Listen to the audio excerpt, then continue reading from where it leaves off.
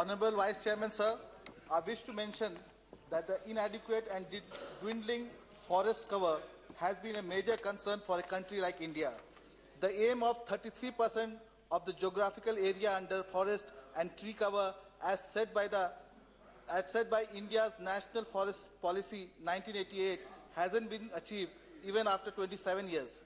But there is some good news from my home state, that is West Bengal, where despite various adversities like high population density, huge demand of land for non-forestry purposes and other reasons, the state has contributed nearly 64% of the 5,871 square kilometer increase in the forest cover of India as per the latest report by the Forest Survey of India. Sir, this brings me to the main proposition, like what should be our future course of action in regard of saving our forest and the rights of forest dwellers. Here again, I have the example of West Bengal, which under the inspiring leadership of a Chief Minister has shown the way for efficient forest management. The state government has engaged local people in safeguarding the forest. The Forest Right Act, which has partially addressed the traditional rights of tribals, has been sincerely implemented here.